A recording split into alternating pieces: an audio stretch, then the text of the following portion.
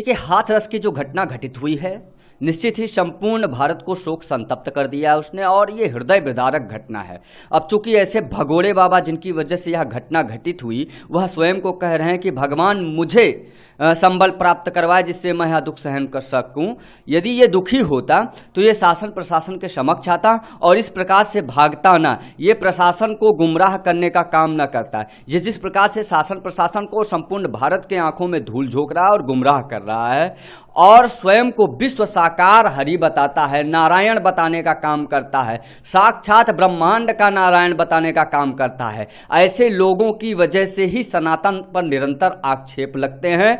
और मैं प्रशासन से, उत्तर प्रदेश सरकार के प्रशासन से, उत्तर प्रदेश के माननीय मुख्यमंत्री श्री आदित्यनाथ योगी जी महाराज जी से निवेदन करता हूं कि ऐसे बाबा जिनका नाम सूरजपाल जाटव होता है और जो पैंट शर्ट पहनते हैं, सूट बूट जूता पहनते हैं और जूता पहनकर समाज में अपने आप को बाबा प्रस्तुत कराते हैं, ऐसे जितने भी बाबा हैं उनको चिन्हित करके गिरफ्तार किया जाए और सूरजपाल जाटव के साथ सख्त से सख्त कानूनी कार्यवाही की जानी चाहिए, क्योंकि लगभग 200 लोगों का ये निर्ममता पूर्वक हत्यारा है। इसके ऊपर 302 के तहत मुकदमे पंजीकृत किए जाने चाहिए।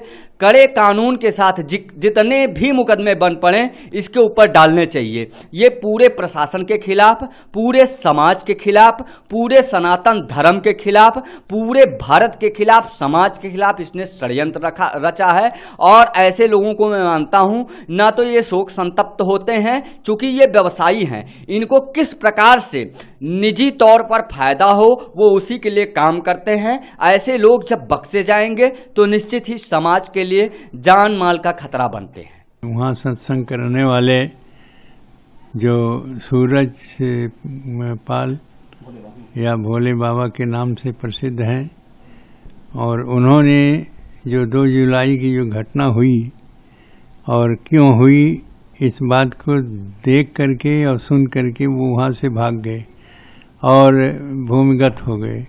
अब इसके बाद इतने दिनों के बाद ये कह रहे हैं कि उस घटना से हम दुखी हैं अपने वकील के माध्यम से, और ये सारी व्यवस्थाएं बता रहे हैं।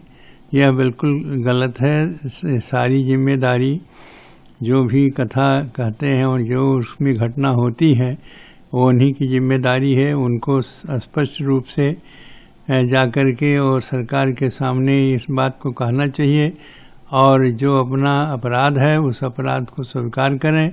और ये निश्चित है जांच हुई है, जांच में अपराधी माने गए हैं, इसलिए उनको जेल होना चाहिए, वो बंद होंगे।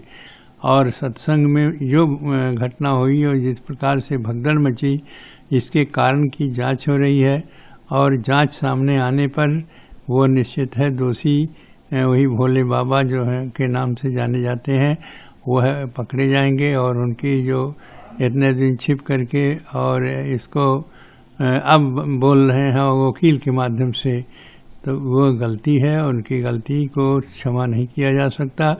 इतने लोगों की जान गई है, इतने लोगों को जो परेशानियां हुई हैं, और बहुत से ऐसे लोग हैं जो घायल होकर के अभी पड़े हैं।